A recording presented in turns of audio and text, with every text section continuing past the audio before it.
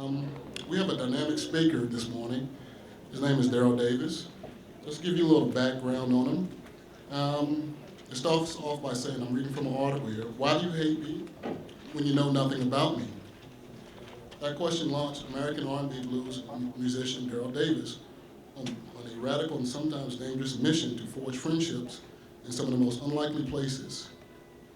Daryl Davis' energetic boogie-woogie piano put him on the stage with Chuck Berry, Jerry Lee Lewis, Bruce Hornsby, and Bill Clinton, just to name a few. And his unconventional approach to racial reconciliation put him across the table from Klansmen. What happened next? Appearing on CNN, PBS, NBC, and the Steve Harvey Show, Davis brings his story live to students at the Arlington County Career Center today. Come and learn how his approach caused several Klans members to walk away from those beliefs. There is no substitute for hearing Davis tell his story in his own words. Okay, guys? In our continuation of Black History Month, we invited Mr. Davis to come speak to you this morning.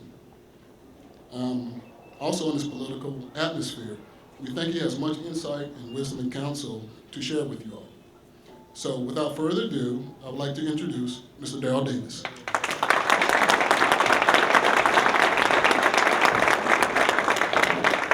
Good morning. Good morning. I want to thank you all for having me here. I'll start by just giving you a little bit of background on myself so you understand where I'm coming from and why I've done some of the things that I've done. I was born in Chicago, Illinois in 1958, so I'm 58 years old. I'll be 59 next month. But as a child, my parents were in the U.S. Foreign Service, so I spent a lot of time overseas. And today, as a professional musician, I got my degree in music from Howard University, right here in Washington, D.C. I also travel overseas to perform, as well as around this country. Combining my travels with my folks as a kid and my travels on my own as an adult, performing music and things like that, I have been in a total of 53 different countries on 6 continents.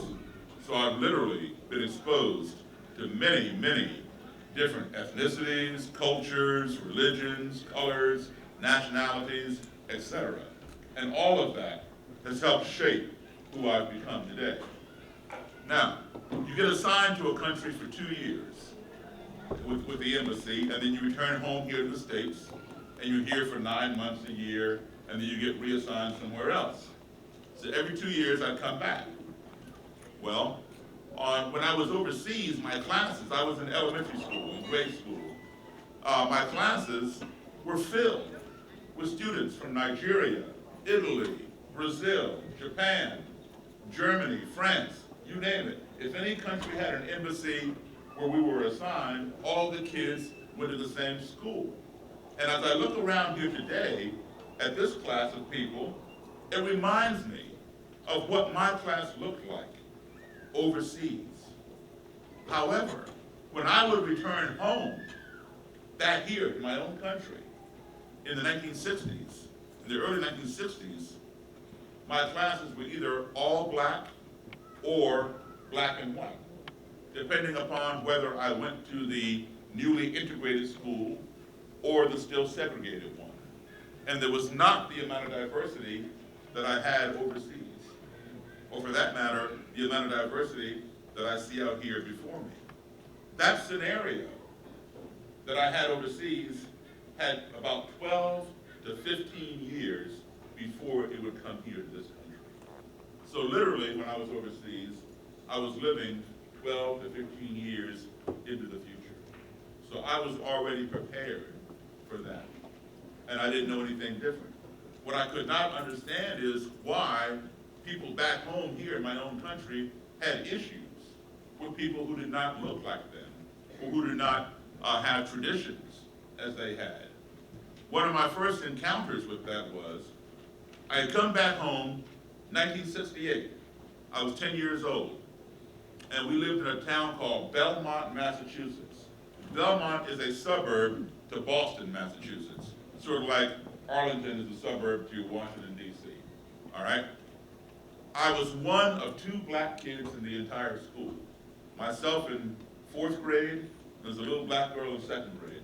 So the only time I ever saw her was at lunchtime or at recess time. So all of my friends, consequently, were white. And many of my guy friends were members of the Cub Scouts. And they invited me to join. So I joined the Cub Scouts. On Scout Day, we had a march, parade, from Lexington to Concord, Massachusetts, to celebrate the ride of Paul Revere. That's the route that he rode. And Lexington and Concord were very close to Belmont.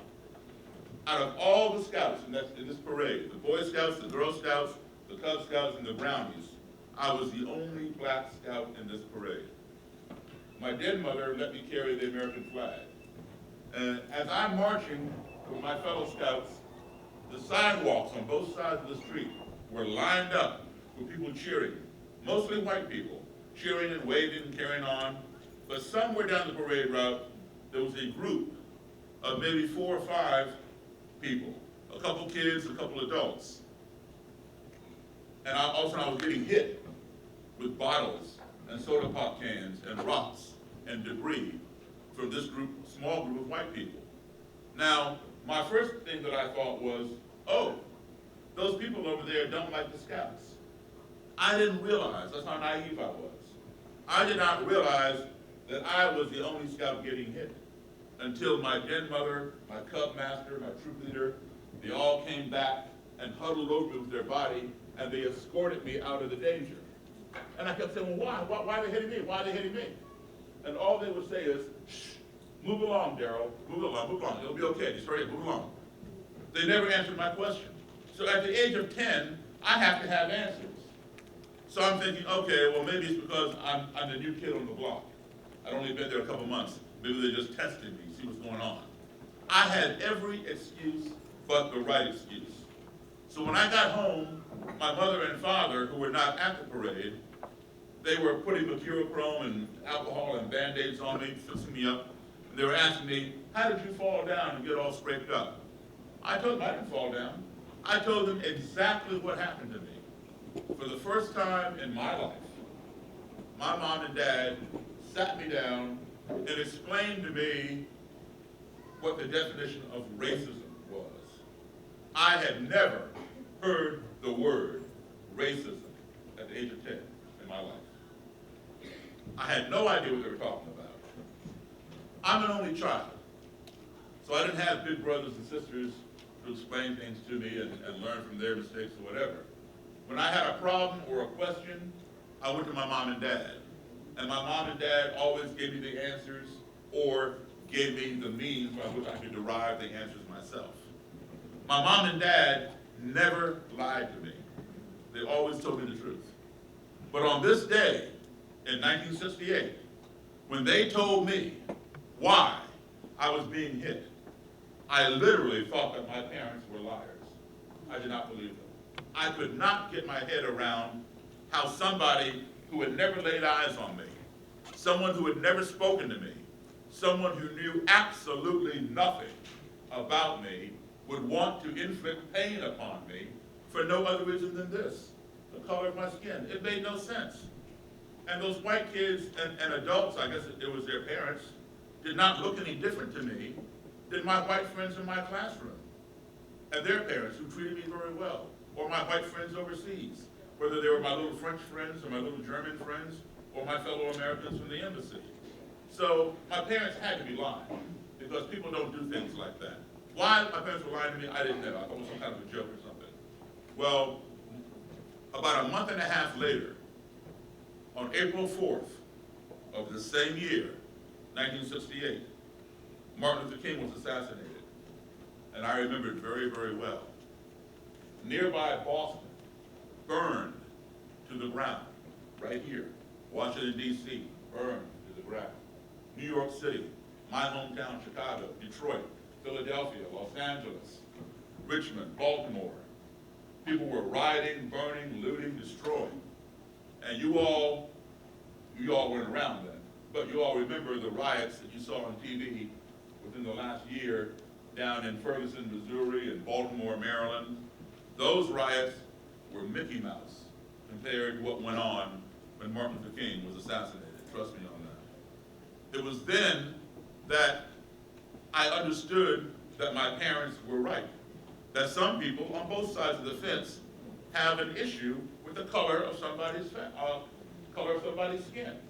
I didn't know why people had an issue with it, but I knew that my parents were right. Some people did. So we moved back overseas that fall on assignment, but every time I come back, I run into an issue. So I had developed this question at the age of 10 or 11 in my mind. The question was, how can you hate me when you don't even know me? And I've been looking for that answer for 48 years. I'm 58 now. I have every book published on the Ku Klux Klan.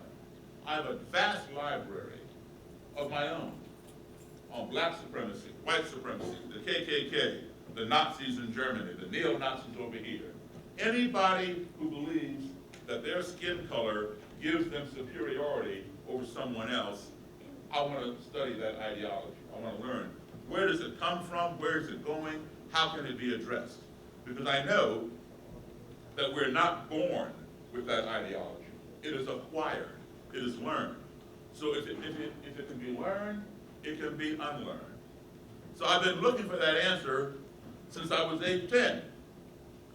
And in my adult life, I hadn't found it.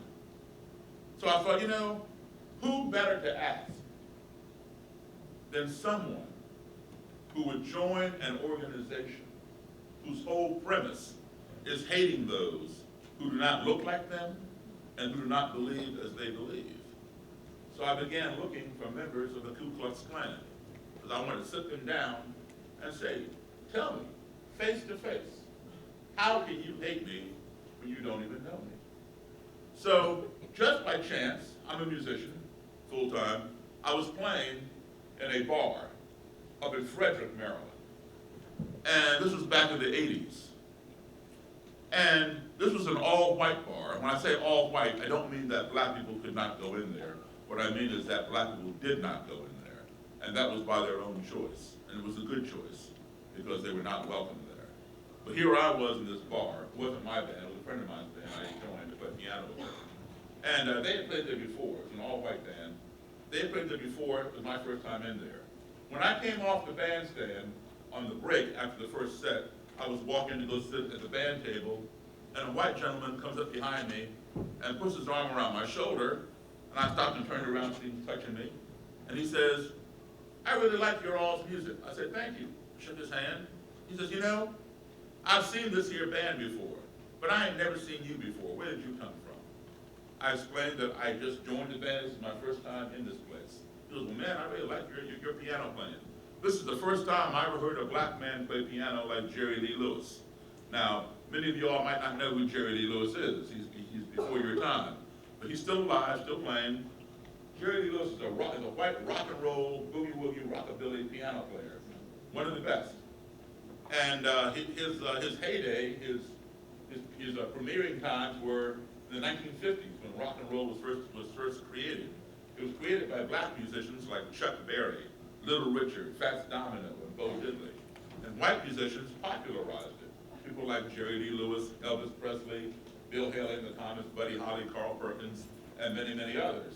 So I was kind of surprised when he said this. I was not offended. I was just kind of surprised that he did not know the origin of Jerry Lee's style. And I said to him, well, where do you think Jerry Lee Lewis learned how to play? And he says, what are you talking about? I said, well, Jerry Lee Lewis learned how to play that style from black, blues, and boogie-woogie piano players. That's where rock and roll and rockabilly came from. Oh, no, Jerry Lee invented that. I said, no, he didn't. We argued back and forth. I told the man that I knew Jerry Lee Lewis personally. He's a good friend of mine. And he has told me himself where he learned how to play. The guy did not buy that I knew Jerry Lee Lewis. He didn't buy that Jerry Lee Lewis learned anything from black people. But he was fascinated with me and wanted to buy me a drink. Now, I don't drink, but I agreed to go back to his table and have a cranberry juice. I go back there, and he orders my drink.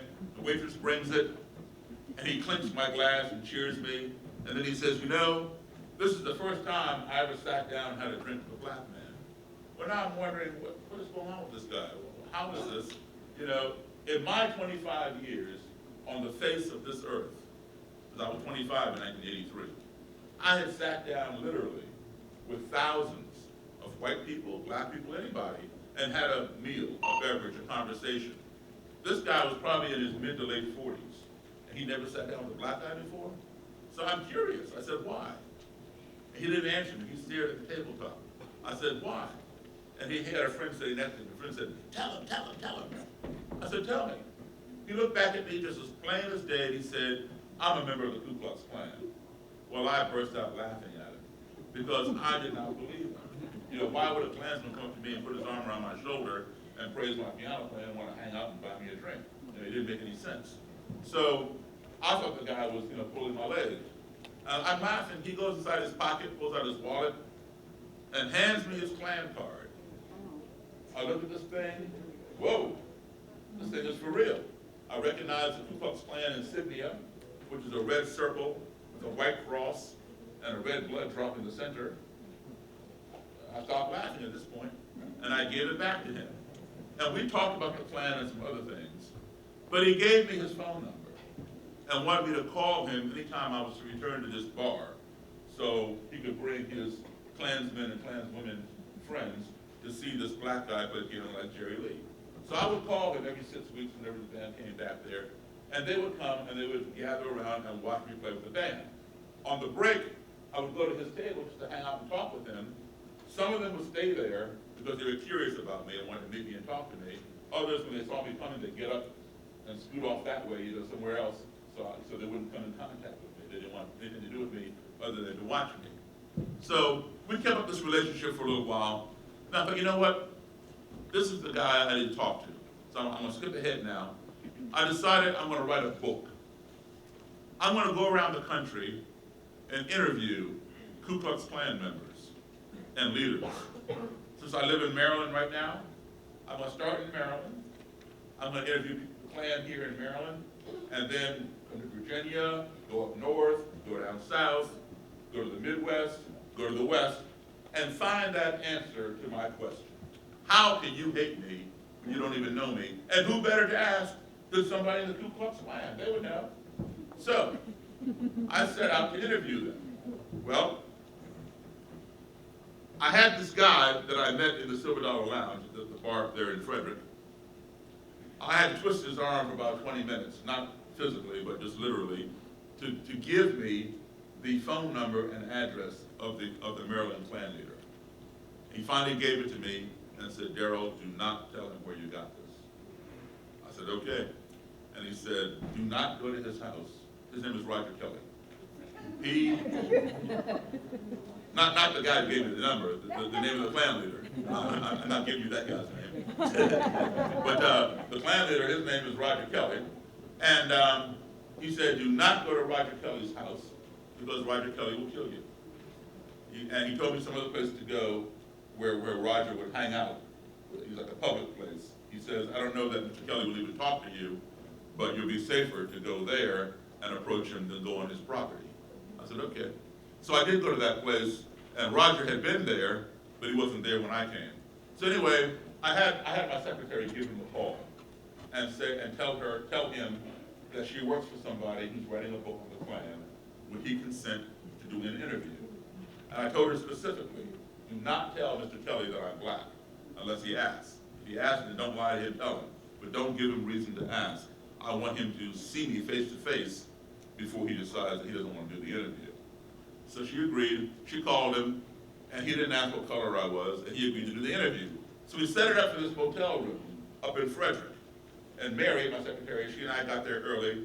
I gave her some money and sent her down the hall to get some soda pop out of the machine, put it in a bucket of ice, get it all cold. So I would be able to offer Mr. Kelly a beverage. All right? I want to be hospitable. I had no idea what this man was going to do when he saw me. Was he going to say, I'm not talking to you, and walk away? Or would he attack me? Or would he come in my room and sit down and do this interview? But in any event, I wanted to be hospitable. So she got the soda, got it all cold, set it on the dresser. And now, the way the room just happens to be, if you people are out here in the hallway and the door is here, you have to walk through the door, turn to your right, and the room is back here, where you cannot see who is in the room from the hallway until you come halfway in and turn the corner. I took the lamp off put her over here in the most obscure corner of the room. I put a chair on one side for Mr. Kelly, a chair on this side for me. All right, now, state leader. State leader is known as the Grand Dragon. A national leader is known as the Imperial Wizard. So Roger Kelly was the Grand Dragon for the state of Maryland. All right, so that means like governor for the Klan. An Imperial Wizard means like a president. He oversees all the states. All right, so anyway, so had my chairs all set up. Beside my chair, I had a little black bag similar to this one. I had a Bible in it, and I had some cassettes. You all know what cassettes are? See, we didn't have iPods and stuff like that back then, right? Everything was analog. So anyway, I put my cassette recorder on the table so I could record our interview, provided you would come in and sit down. I had no idea what this man was going to do. All I knew was this other Klansman told me, Roger Kelly will kill you. So I wanted to be cool. So anyway, I had the Bible because the Ku Klux Klan claims to be a Christian organization. And they said that the Bible preaches racial separation. Now, in my reading of the Bible, I've never seen that in there. So I wanted to be able to pull up my Bible and say, here, Mr. Kelly, show me chapter and verse where it says black people and white people must be separate. All right, so I'm all prepared. Well, right at 5:15, I'm seated over here where you can't see me from the hall. Right on time, there's a knock on the door. Mary hops up, runs around the corner, opens the door. In walks what is known as the Grand Nighthawk. Nighthawk in Klan terminology means bodyguard, security. Grand means state level. So a Grand Nighthawk would be the bodyguard to the Grand Dragon. Like an Imperial Nighthawk would be the bodyguard to the national guy, the leader, the president. In walks this Grand Nighthawk. He's wearing military camouflage. Ku Klux Klan insignia right here, that red circle, white cross, blood drop. Over here are the initials KKK. On his little cap, beret, was embroidered Knights of the Ku Klux Klan. And right here he had a gun in a holster. He comes in, and Mr. Kelly is walking directly behind him in a dark blue suit and tie. And the Nighthawk turned the corner and sees me and just freezes. Well, Mr. Kelly did not realize that his Nighthawk had stopped short. He bumped into his back and knocked him forward, and they had to stumble and regain their balance, and they're like looking all around the room like, either we're in the wrong room or something's wrong. Well, I knew what was wrong. They're looking for a white guy to be interviewing them, right? But there were no books written by black authors on the KKK. Mine is the first. So I got up and I went like this to show I had nothing in my hands. And I walked forward and I said, "Hi, Mr. Kelly, I'm Daryl Davis." He shook my hand. So far, so good. I said, come on in, come on in. Nighthawk shook my hand. Have a seat. Mr. Kelly sat down. The Nighthawk stood at attention to Mr. Kelly's right. And before I could sit down opposite them, Mr. Kelly says, "Mr. Davis, do you have any form of identification?" I said, "Sure." I gave him my driver's license. He said, "Oh, you live on Flat Street in Silver Spring." Well, now that had me a little concerned. Why is this Klansman reading my address? He doesn't need to come to my house and burn a cross in my yard or whatever. I didn't want that. All he has to do is look at my name, look at my picture, look at me, make sure it's me, and give me back my license. But I did not want to let him know that he had me concerned. I wanted to let him know, don't come messing around my house. And so I said to him, I said, "Yes, Mr. Kelly, that is where I live. And you live at," and I told him his house number and his street. That way, I was leveling the playing field. In other words, if you come visit me, I might come visit you. And I'll probably bring the cops with me. So let's just confine all our visiting to this hotel room. So that's what I was implying. He smiled, nodded his head, and he understood. I did not find out that day. It was many months down the road. I found out I really had no reason to worry about Mr. Kelly knowing my address. It was just coincidental. One of his Klan members lived right down the street from my house in Silver Spring. Mr. Kelly had to travel down my road to get to this guy's house. I had no idea. So he just recognized the street, that was all. Just pure coincidence. Today, that same Klan member sits in a federal prison in the state of Maine for committing a hate crime. Okay, so anyway, so we get on with this interview. And, we're talking, he lets me know that, he doesn't really like me. He is superior to me, and all this other kind of stuff. He could not explain why he hated me other than I'm inferior. But every time, he would say something, "Well, Mr. Davis, the Bible says," I'd reach down into my bag, and pull out the Bible and hand it to him so he can find me a chapter where it says that. Or if my cassette player ran out of tape, I'd reach down into my bag and pull out a fresh cassette. Every time I reach like this, the Nighthawk would reach like this. And after a while, he realized there was no threat in the bag, and he relaxed. I went in and out of the bag, he didn't move. A little over an hour into this interview, there was a strange noise, a kind of, and we all jumped. And I knew that Mr. Kelly had made this noise. I didn't know what the noise was, but I knew that he made it because I didn't make it. And I perceived it to be an ominous, threatening noise. And I could not discern what it was, but I felt my life was in danger. And I jumped up out of my chair and I slammed my hands on the table because Mr. Kelly, table's right here, Mr. Kelly is sitting right here, and I'm right here. And I'm getting ready to come across that table and grab the Nighthawk and grab Mr. Kelly and slam them down to the ground because I didn't want to die that day. The only person that I knew who had a gun was the Nighthawk, because you can see it on his hip. I didn't know if Mr. Kelly had a weapon up under his jacket or not. I knew I didn't have one, and my secretary did not have one. So I felt I was in danger. And all I could hear in the back of my head was, Daryl, do not fool with Roger Kelly. Roger Kelly will kill you, with the other Klansmen had told me. So I'm thinking, what did I just do? What did I just say to cause him to go off and make some weird noise? And you know, when you feel like that, you go into what's called survival mode. And when people go into survival mode, usually they will do one of three things. Some people, when they get scared, they freeze. And they just stand there and shake. They can't move. You can take a hammer and hit them on the head, and they won't even do like this. They just freeze. That's called paralysis by fear. They're too scared to move. All right? Second option is somebody scares you, you run away.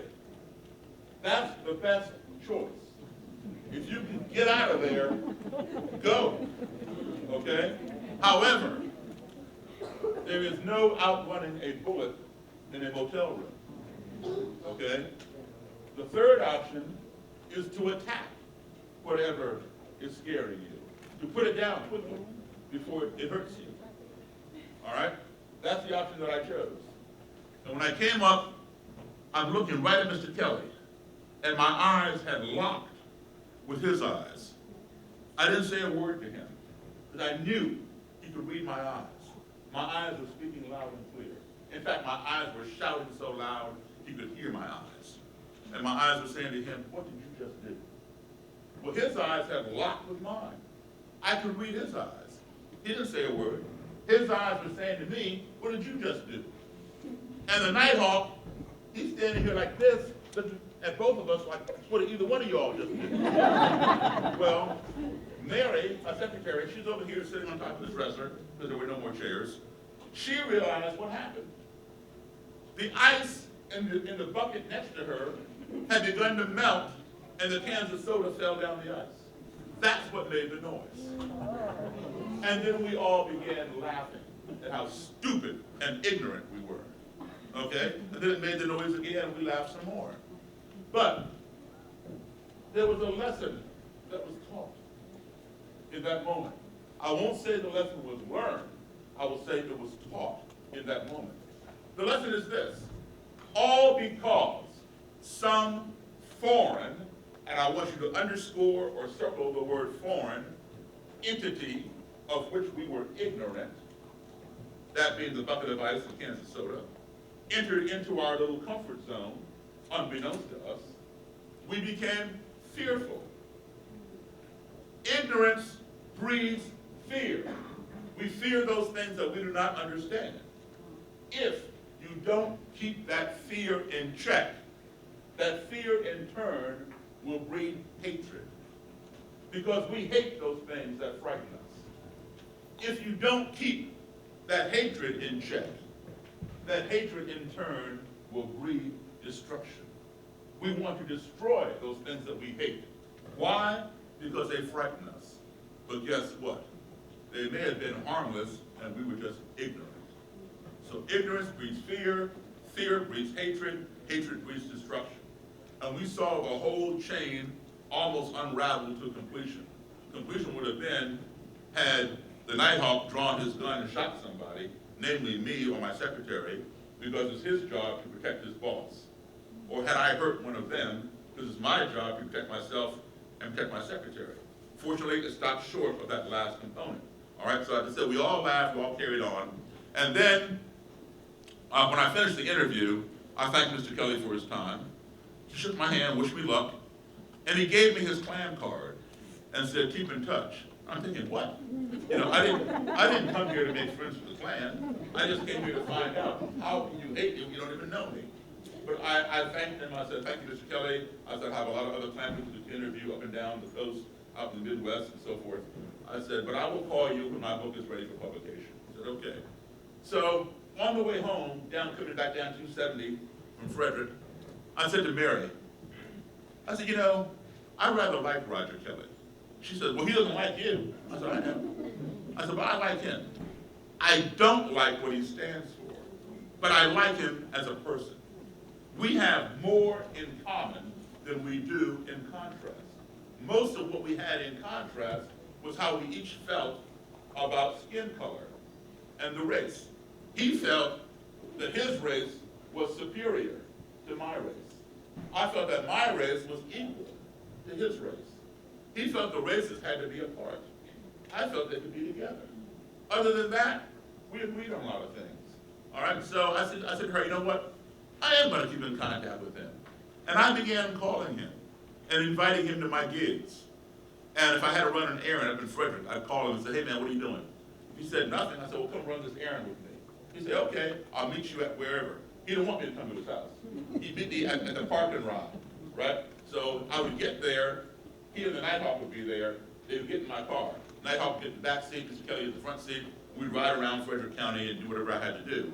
And then when he would come down to my house, when I invited him down, he'd bring the Nighthawk. The Nighthawk would sit on my couch next to Mr. Kelly, and I sit opposite them in my chair while we talk. Sometimes the Nighthawk would get bored. He'd pull out his gun and twirl it on his finger like this. This went on for a couple years. Now, he would even have dinner or lunch at my house. Or we would go out and have lunch and dinner together. This is somebody who did not like me, all right, who felt he was better than I was, all right? But yet, he would come and talk to me. So, we would continue this for 2 years. I was never invited to his house. After a couple years, Roger Kelly was coming down to my house by himself. He trusted me that much. He didn't bring the Nighthawk. Shortly thereafter, he got promoted from Grand Dragon, state leader, to Imperial Wizard, national leader. He began inviting me to his house. I'd go to his house, I would see his Klan den, we'd have his Klan meeting, I'd take some more notes from my book. And then he began inviting me to Klan rallies. You know, and I'd go to these Klan rallies, I'd watch them parade around, Klansmen and Klanswomen in their robes and hoods, parade around with these torches, and there'd be this big 20, 30-foot cross, and the cross is wrapped in burlap. And the burlap has been soaked in what they call Klan cologne, which is actually diesel fuel or kerosene. And then they put the torches at the base of the cross, and it goes whoosh! You get this big cross on fire. And then they give a bunch of speeches and all that kind of thing. I take pictures, take some more notes from my book. Well, CNN knew who I was through music. They also knew who Mr. Kelly was through the Klan. And they'd heard about this black musician writing a book on the Klan and interviewing Mr. Kelly. So they wanted to do a story on me. I said, okay. And they wanted to know, when's the next time you're going to go to a Klan rally? I said, well, I'll call you when the opportunity comes. So the opportunity came, I called CNN, I said, I'm going to a Klan rally on Saturday, whatever the date was. They said, okay, we want to come. We want to follow you up there. I said, all right.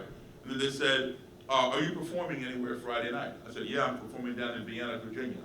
And they said, well, can we come to the club and film you to show you what you actually do for a living? I said, sure. I gave them the club phone number. They called the club, got permission. And they came to my gig on Friday night. They filmed the band. Saturday morning, CNN came to my house. And they followed me 2 hours up the road to this Klan rally.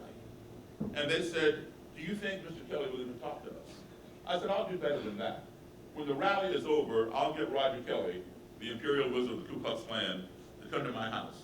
And you can interview the head of the Ku Klux Klan inside a black man's house. They said, okay.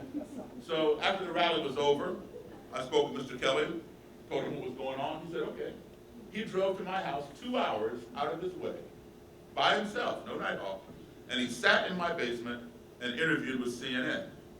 And this clip was shown on CNN and HLN every hour for 24 hours, all over the world.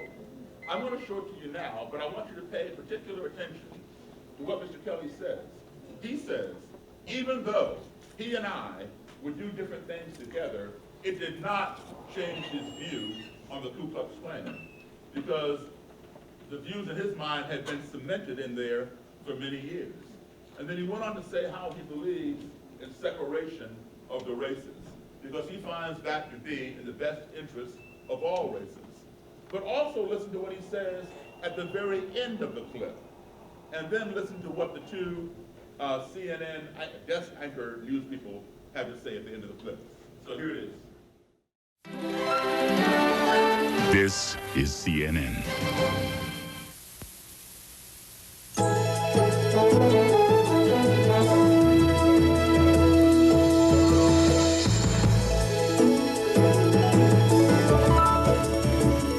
Welcome to this final hour of CNN Sunday Morning. I'm Bob Kane, and today for Miles O'Brien. Good morning to you all. I'm Joey Chen. Friendship can transcend all kinds of boundaries. Just look at us. And two men in Washington area are showing that even an African-American man and a member of the Ku Klux Klan can find common ground. CNN's Carl Rochelle reports. Daryl Davis plays a hot piano. It's part of the show, and it makes him stand out. He also stands out here. Davis is one of the few African Americans you will ever find attending a KKK rally. More than attending, he is welcome. I got more respect for that black man than I do you white niggers out there. It's been a tough day for the Klan. Their Maryland rally found many local residents rejecting the message of white separatism. After it's over, Daryl Davis hangs around backstage with his friend, Klan wizard Roger Kelly. It's not unusual for blacks and whites to be friends, but it is unusual to find a black man and a Klan leader chatting pleasantly over an orange soda after a Klan rally. The relationship started over a book Davis was writing. His secretary set up an interview with Roger Kelly, but didn't tell him Davis was black. They talked and talked some more. Davis learning about the Klan, Kelly learning about Davis. We get to know one another and we do different things, you know. It hasn't changed my views about the Klan, you know, because my views on the Klan's been pretty much cemented in my mind for years. Kelly and his Klan friends go to hear Davis and his band.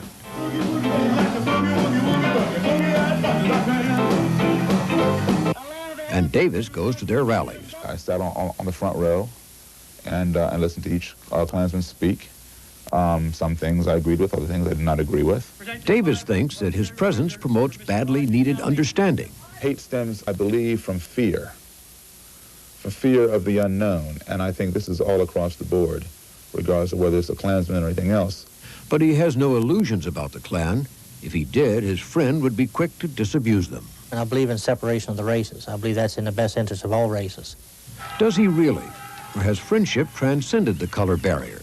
Listen to Kelly at a Klan rally. I will follow that man to hell and back, because I believe in what he stands for and he believes in what I stand for. A lot of times we don't agree with everything, but at least he respects me to sit down and listen to me. And I'll respect him to sit down and listen to him. The strange relationship of a KKK wizard and his black buddy. In Washington, I'm Carl Rochelle, CNN Sunday Morning. Strange. Good adjective, strange. Certainly that. So as a result of that clip, I got a book deal, and my book came out in late 97, early 98, and right now I'm currently updating it.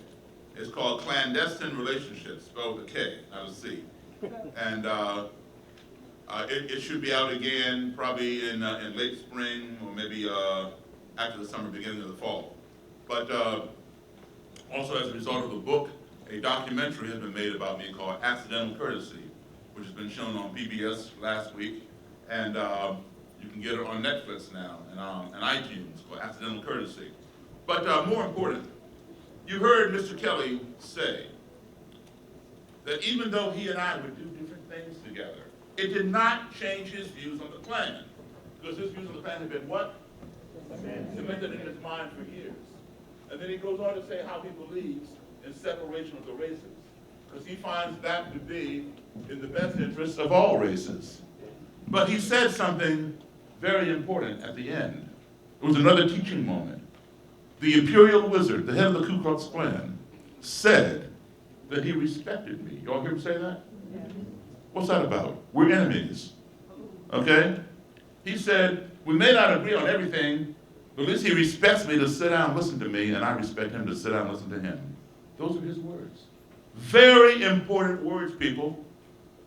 Take that home with you. Take it home with you and apply it in your daily lives, okay? If you have an adversary, somebody with an opposing point of view, it doesn't have to be about race. It can be about anything, any hot topic, okay? It could be, take race off the table. What else is there? Abortion, nuclear weapons, the environment, the war in Afghanistan or Iraq.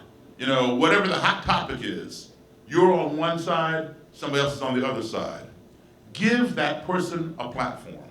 Allow them to air their views, regardless of how extreme they may be.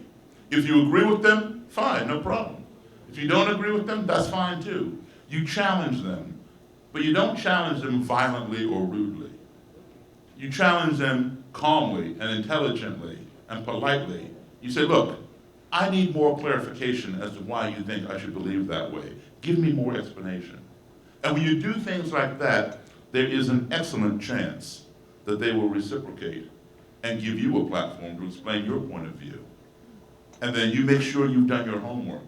So you have all your facts together so that you can present your platform in an intelligent and influential manner. Because at the end of the day, you got to think about what each person said, all right? Nobody wants to be wrong, we all want to be right.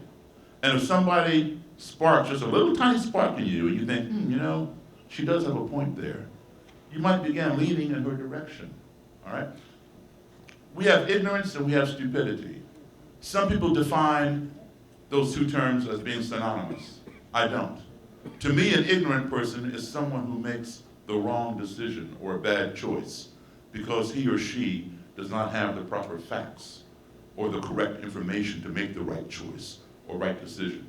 A stupid person is someone who has the facts, who has the right information, and they still make the wrong choice. For example, let's say I have a room, right? And I paint the walls of the room, but I don't post any signs that say wet paint. So anybody coming into that room is ignorant to the fact that the walls might be wet. And they might come and lean against the wall and get paint on their clothes. I can fix that ignorance by putting up signs that say wet paint, stay off the walls.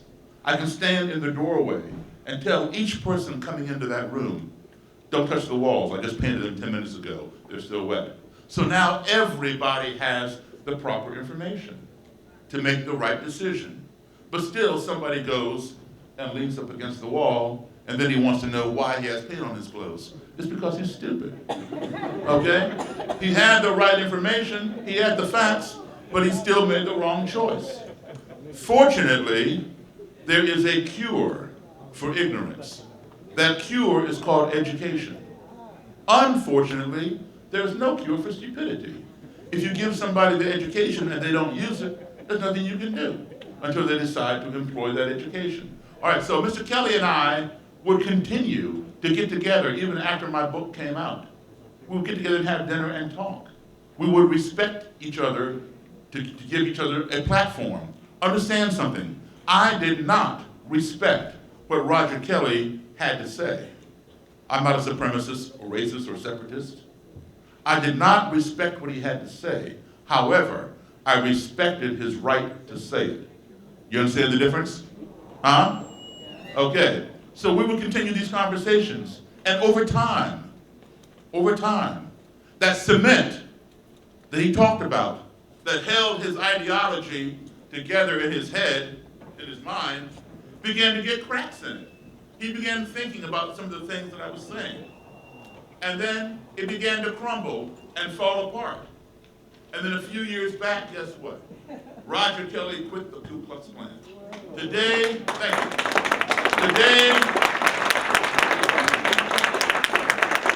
Today, he no longer believes in what he said on that videotape. And when he took the Klan, he gave me his robe and hood. This is the robe of the Imperial Wizard of the Ku Klux Klan. This is the same robe you saw him wearing in the video. This is the Klan emblem, the red circle with the white cross and the blood drop, okay? And of course here, this is called the hood. Some Klan people call it a helmet. This is the hood, this is the mask.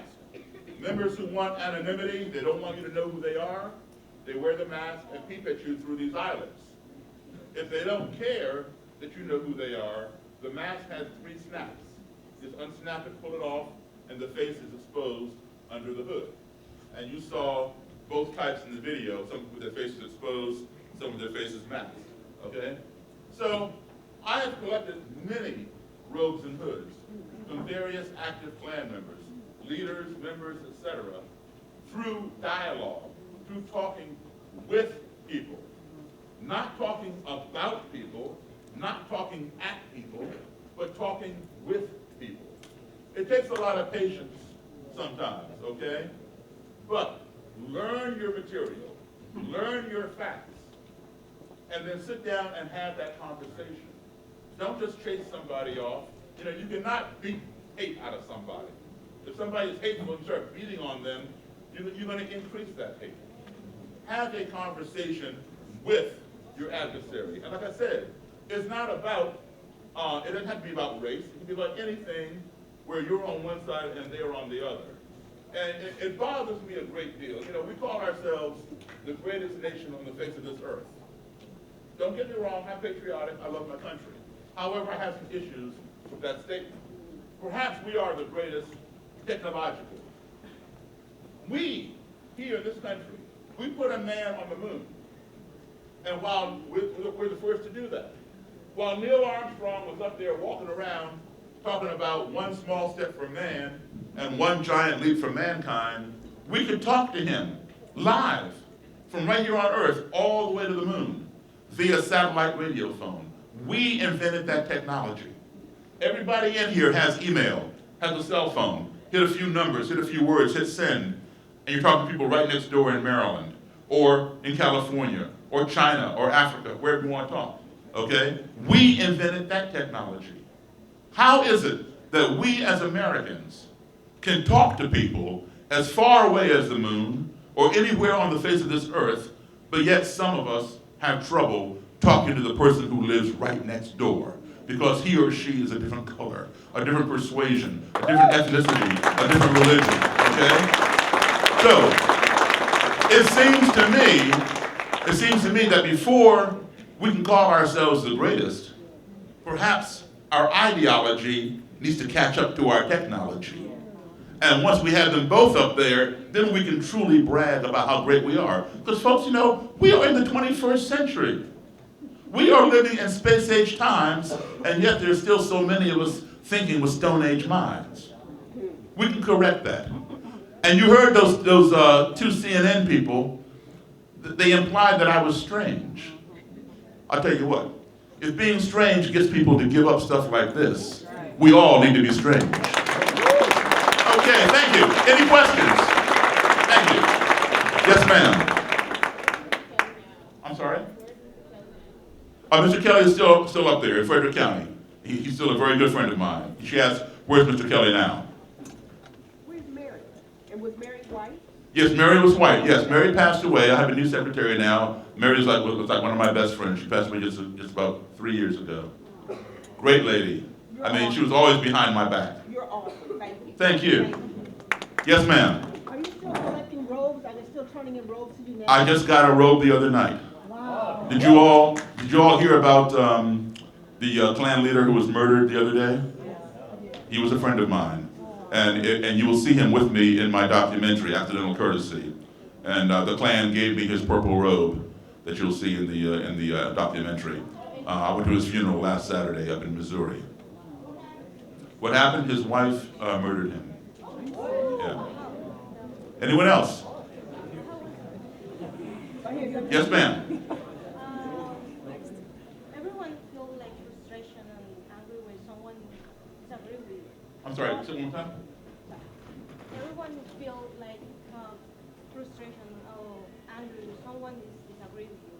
How do you manage that? Okay, question is, how do you manage the frustration when somebody is angry with you? Okay? The main thing is this: you have to keep calm.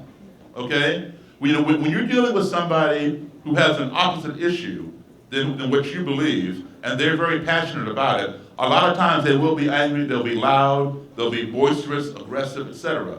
Okay? But you diffuse that by remaining calm. Because what you want to do is you want to understand their position. Okay? You have a different position, but learn as much as you can about where they're coming from. Okay? So that way, when they're talking, you can relate to them. As soon as they see that you understand what they're talking about, they will calm down. They may not like you, but they will calm down, and their respect for you will go up because you're understanding what they're trying to say. As soon as they get that, and then they will listen to you. Trust me, they will listen to you then. And then you can have a conversation. But you be the one to remain calm, cool, and collected. But make sure that you study their position so that you will recognize and anticipate some of the things that they're going to tell you. You had a question, ma'am? Oh, you're scratching your ear? Okay. Anyone else? Yes, sir. I don't know what mine's a question, but I want to say to you that I believe in God. But no pastor, no pope, nobody has touched me and taught me about love like the way you did today. Thank you. Thank you very much. The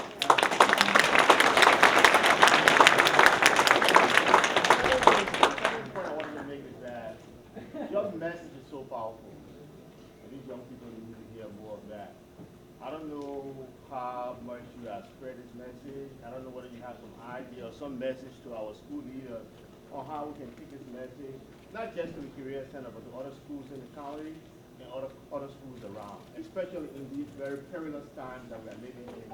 With certain individuals, demeaning certain Right. Thank you. And I want to let you all know some things, okay? You all are very, very fortunate that your school system has allowed this conversation to take place. Because talking about this kind of stuff has a lot of taboo on it.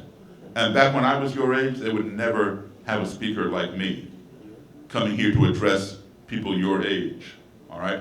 It is very important to learn about one another.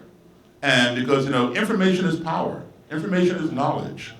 And more of this needs to be disseminated, as the gentleman said, to all of us, old, young, etc. So we learn how, this speech that I gave today was not so much about the Ku Klux Klan, it was about communication, how to effectively communicate with other people. And that's what we need to do. So spread the word, tell your teachers, tell your friends, and thank your teachers for making this possible. Yes, sir. So, what if the person you're trying to talk to just won't listen?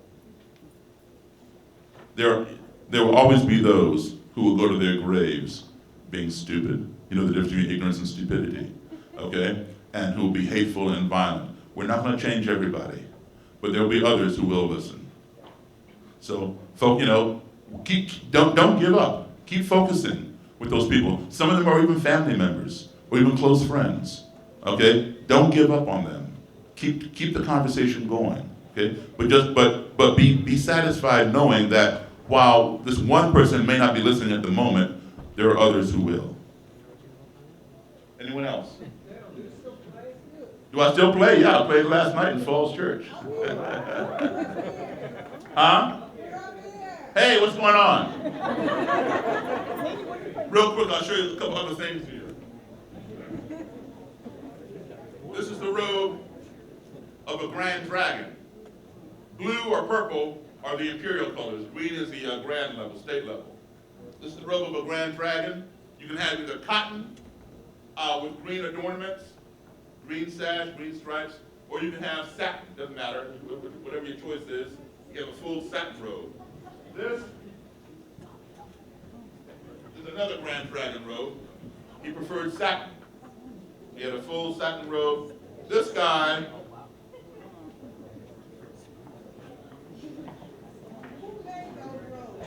different people make them. Wait, you want one? Got the little Confederate flag, etc.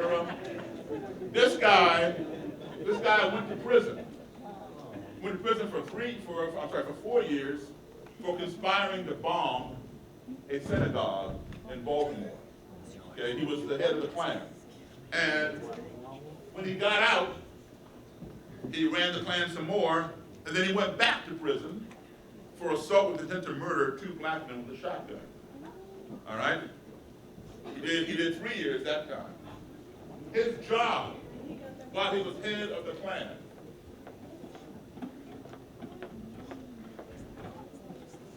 Baltimore City Police Officer.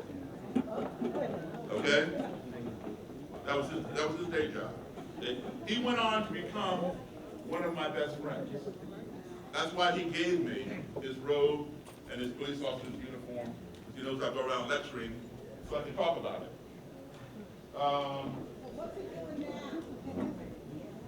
Not doing the Klan. This is a Klan rally banner. Okay? You see the symbol over here on your left. Perhaps one of the most despicable things that I have a lot of stuff back at home, but I brought this. The Klan wears these t-shirts on Martin Luther King Day and on April 4th, the day that King was assassinated. And it depicts a picture of Dr. King with the crosshairs, the bullseye, targeted on his forehead. And it mocks his I Have a Dream speech. And it says, "Our dream came true." Okay? Disgusting, reprehensible. However, I am glad that I have this stuff because it means the people who believed in it no longer believe in it, which is a good thing.